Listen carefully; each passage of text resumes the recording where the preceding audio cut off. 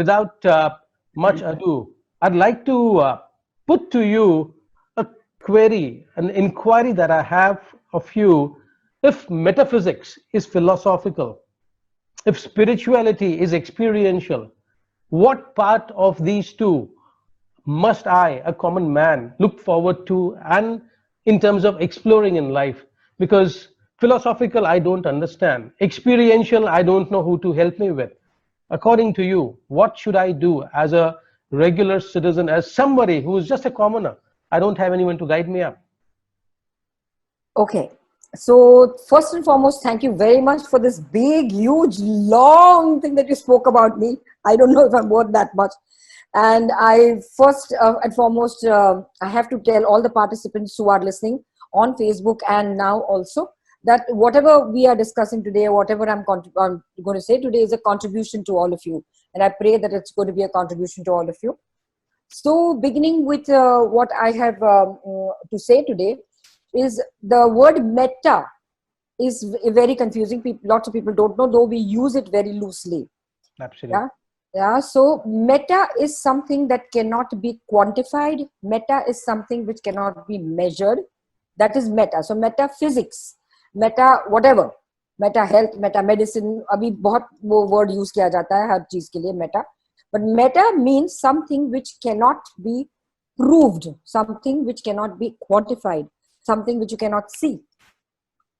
Coming to that, we are constantly living in the meta. How? For example, your emotions. Can you quantify your emotion? When I tell you, when a mother says, I love my children, I'll say, I love my children to death. The other one will say, no, I'll do anything for my children. Can we quantify the expression of love for your children, for anything, for anybody? You can't. Can you quantify fears? No. You'll say, oh, I'm so fear. No, you can't. None of the emotions you can quantify. You can verify. Right? So whatever you can't is meta, and we're always living in the meta. We are constantly talking of feelings, of emotions, without knowing where they exist. They're not in this vehicle. This is just a vehicle. Sure. This is what we leave behind. Sure. Correct? So this is just used as like body है, heart है, blood है, ये इधर जाता है, वो उधर जाता है, वो अपना काम करता है. इसके अंदर feelings कहाँ है? माइंड जिसको हम इतना बड़ा बवंडर बना के रखा है माइंड का, वो आजकल किसी को मालूम नहीं है माइंड किधर है. इतने सालों से no scientist have been able to prove where the damn mind is.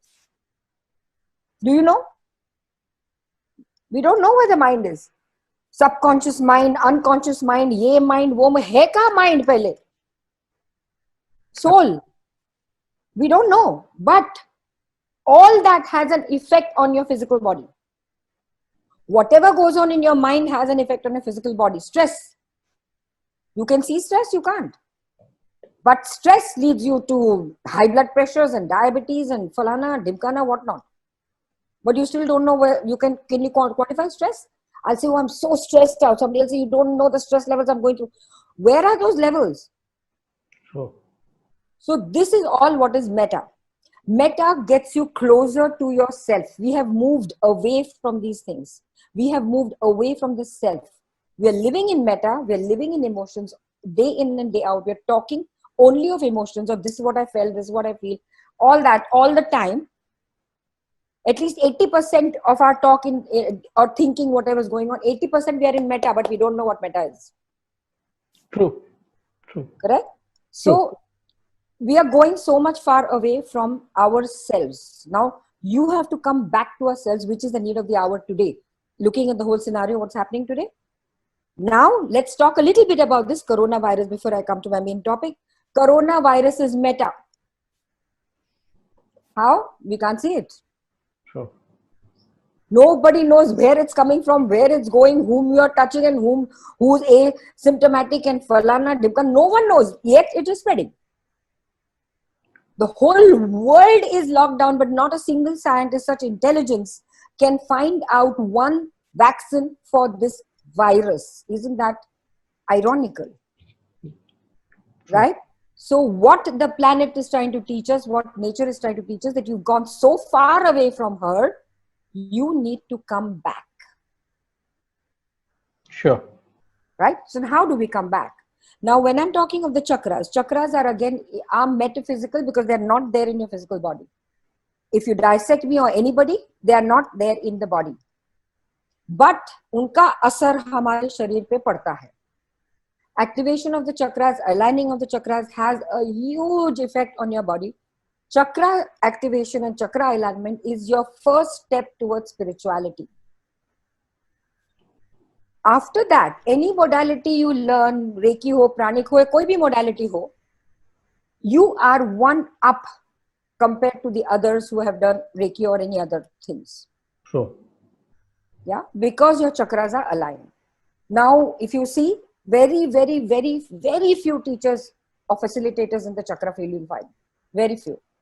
Because उसके ऊपर अपने ऊपर बहुत काम करना पड़ता है, which nobody wants to do. You know, yeah, so I've been doing chakra meditation for the past, ever since my spiritual journey has begun. Ever since my masters have taught me. And then my learning and the working upon them, each time used to get those insights and this, that I've really worked on myself. True. As far as the chakras are concerned, that's why today I can stand and talk and teach about the chakras, because otherwise you can't. And today's it has become such a market कि इधर ये पढ़ो उधर वो सिखाना शुरू करो. You start earning. Chakras you can't earn like that. So nobody is interested in knowing and learning about the chakras, which is the base of your living.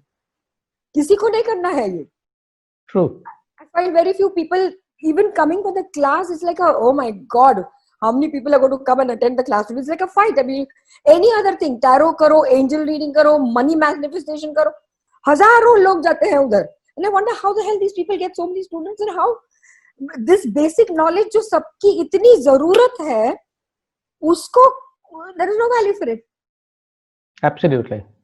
Yeah, so anyway, the foreigners have understood this. True. They understand Indian philosophy and Indian stuff more than what we understand. हमारे लिए घर की मुर्गी दाल बराबर जैसी बात है. जैसे योग का लोगों ने योगा बना के हम लोगों को अच्छी तरह से रिपैक करके बेच दिया, and we are lapping it up as yoga. It's not yoga, it's yog. Absolutely. यही चक्रा का होने वाला है, because they are going very far ahead with it. They are studying very in depth and deeply into it. True. हम लोग we are not interested. Now coming back to the chakras, that they are these basic energy centers which are not there in the body, but they are in the body. They're there in a subtle body, which is the meta body which I'm talking of, which you can't see and quantify, which you may call the aura, which you can call the panchakoshas, whatever you call it. But for understanding easier language, we can call it meta, because all these things you can't see. You can't see the aura, though lots of people have been able to see and sense the aura. That's a different thing, but by and large, it is very difficult to quantify aura.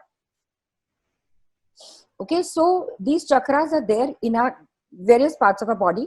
There are plenty of chakras in our body. The main 7 chakras are the most important ones. There are 7 main chakras which are there in the body. Now, why I like the chakras?